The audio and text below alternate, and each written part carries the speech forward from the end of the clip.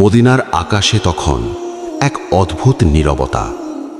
মানুষের চোখে জল, মুখে গভীর দুঃখের ছাপ। কারণ আজ মদিনার এক মহান সাহাবী এই পৃথিবী ছেড়ে চলে গেছেন। মসজিদের সামনে মানুষের ভিড়, সবাই একসাথে দাঁড়িয়ে আছে তার জানাজার নামাজ আদায় করার জন্য। এই সাহাবী ছিলেন খুবই সাধারণ একজন মানুষ। তিনি খুব বেশি কথা বলতেন না, নিজেকে কখনো সামনে আনতেন না।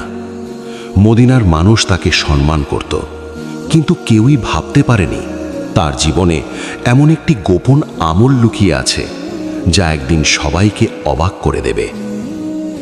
জানাজার নামাজ শেষ হলো। মানুষ ধীরে ধীরে কবরস্থানের দিকে এগিয়ে যেতে লাগলো।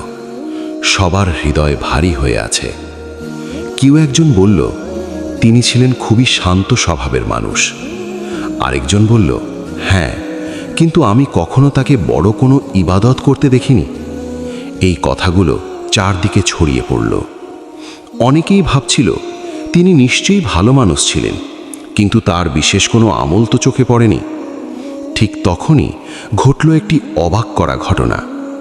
একজন বৃদ্ধ মানুষ ধীরে ধীরে সামনে এগিয়ে এলেন। তার চোখে অশ্রু। তিনি বললেন, তোমরা কি জানো এই মানুষটি প্রতি রাতে কি করতেন? মানুষগুলো অবাক হয়ে তার দিকে তাকালো। কি করতেন? কেউ একজন জিজ্ঞেস করল। বৃদ্ধ মানুষটি গভীর শ্বাস নিয়ে বললেন, প্রতি রাতের অন্ধকারে যখন পুরো শহর ঘুমিয়ে থাকত, তিনি চুপচাপ নিজের ঘর থেকে বেরিয়ে যেতেন। মানুষগুলো আরও মনোযোগ দিয়ে শুনতে লাগলো। বৃদ্ধ বললেন, তিনি একটি বস্তা নিয়ে শহরের গরিব মানুষের ঘরে ঘরে যেতেন। চুপচাপ তাদের দরজার সামনে খাবার রেখে চলে আসতেন। কেউ জানত না, কেউ দেখত না, কেউ তার নামও জানত না। গরিব মানুষগুলো শুধু সকালে দরজার সামনে খাবার পেত, কিন্তু কে রেখে যায় তা কেউ বুঝতে পারত না। মদিনার মানুষ তখনও জানত না এই গোপন দানকারী মানুষটি কে। বৃদ্ধ মানুষটি আবার বললেন, আমি একদিন কৌতূহল থেকে তাকে অনুসরণ করেছিলাম। সেদিন গভীর রাত, চারদিকে নিস্তব্ধতা। তিনি ধীরে ধীরে শহরের অন্ধকার গলিগুলো দিয়ে হাঁটছিলেন। তার কাঁধে ছিল একটি ভারী বস্তা। বৃদ্ধ মানুষটি দূর থেকে তাকে অনুসরণ করছিলেন। তিনি দেখলেন সাহাবী একজন বৃদ্ধা মহিলার দরজার সামনে গিয়ে দাঁড়ালেন। তারপর বস্তা থেকে কিছু খাবার বের করে দরজার সামনে রেখে দিলেন। তিনি দরজায় কড়া নাড়লেন না, কাউকে ডাকলেন না, চুপচাপ আবার চলে গেলেন। এরপর তিনি আরও কয়েকটি ঘরে গেলেন। প্রতিটি ঘরের সামনে একইভাবে খাবার রেখে দিলেন। বৃদ্ধ মানুষটি তখন বুঝতে পারলেন এই মানুষটি আল্লাহর সন্তুষ্টির জন্য এমন একটি কাজ করছেন যা কেউ জানে না।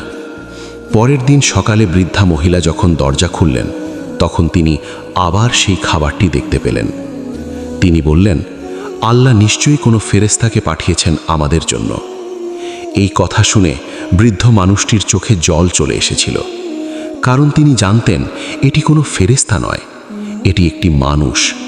কিন্তু এমন একজন মানুষ যিনি নিজের নাম গোপন রেখে শুধু আল্লাহর সন্তুষ্টি চান।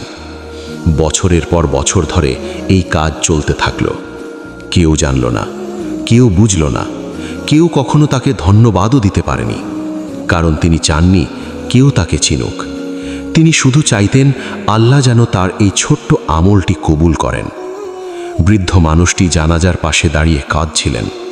তিনি বললেন, আজ সেই মানুষটি চলে গেলেন, আর আজই মানুষ জানতে পারল তিনি আসলে কি করতেন।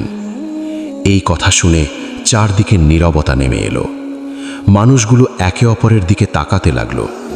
অনেকের চোখে পানি চলে এলো। কেউ বলল, আমরা তো ভাবতাম তিনি সাধারণ একজন মানুষ। আরেকজন বলল, কিন্তু তিনি তো আল্লাহর কাছে কত বড় মানুষ ছিলেন। সেদিন মদিনার মানুষ একটি বড় শিক্ষা পেল। সবচেয়ে বড় আমল সবসময় মানুষের চোখে পড়ে না। অনেক সময় সবচেয়ে মূল্যবান আমলগুলো থাকে গোপনে, যে আমল শুধু আল্লাহ জানেন। রাসূলুল্লাহ সাল্লাল্লাহু আলাইহি ওয়াসাল্লাম একবার বলেছেন, যে ব্যক্তি গোপনে দান করে, এমনভাবে দান করে যে তার ডান হাত যা দেয় বাম হাতও তা জানে না, কিয়ামতের দিন আল্লাহ তাকে নিজের আরশের ছায়ায় স্থান দেবেন। এই সাহাবী ঠিক সেই আমলই করতেন। তিনি মানুষের প্রশংসা চাননি, তিনি মানুষের ধন্যবাদ চাননি। তিনি শুধু চেয়েছিলেন আল্লাহ যেন তার এই কাজটি দেখেন। আমাদের জীবনে আমরা অনেক সময় এমন কাজ করি যা মানুষকে দেখানোর জন্য।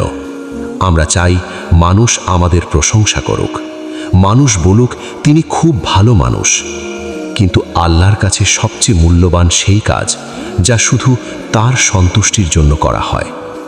এই সাহাবীর জীবন আমাদের একটি গভীর শিক্ষা দেয়।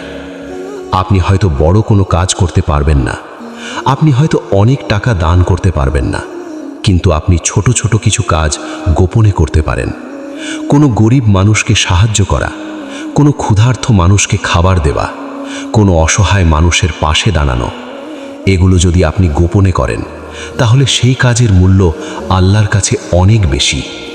কারণ তখন সেই কাজের মধ্যে কোনো লোক দেখানো থাকে না, শুধু থাকে আন্তরিকতা, শুধু থাকে আল্লাহর সন্তুষ্টি।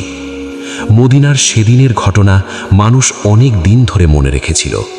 মানুষ বলতো, আমরা একজন মানুষকে হারিয়েছি, কিন্তু তার গোপন আমল আমাদের জন্য একটি শিক্ষা হয়ে রইল। হয়তো আজও পৃথিবীর কোথাও এমন মানুষ আছে যারা রাতের অন্ধকারে মানুষের উপকার করে, কিন্তু কেউ তাদের নাম জানে না, কেউ তাদের চেনে না, শুধু আল্লাহ জানেন। আর আল্লাহর কাছে সেটাই সবচেয়ে বড় সম্মান। তাই আমাদেরও চেষ্টা করা উচিত আমাদের জীবনে অন্তত একটি আমল গোপনে রাখা, যে আমলটি শুধু আল্লাহর জন্য হবে, যে আমলটি কেউ জানবে না। হয়তো সেই ছোট্ট গোপন আমলই একদিন আমাদের নাজাতের কারণ হয়ে যাবে। হয়তো সেই আমলই কিয়ামতের কঠিন দিনে আমাদের জন্য আলোর পথ খুলে দেবে। কারণ আল্লাহ মানুষের কাজের বাহ্যিক রূপ দেখেন না, তিনি মানুষের অন্তরের নিয়ত দেখেন। আর যে নিয়ত খাঁটি হয়, আল্লাহ তার আমলকে অনেক বড় করে দেন।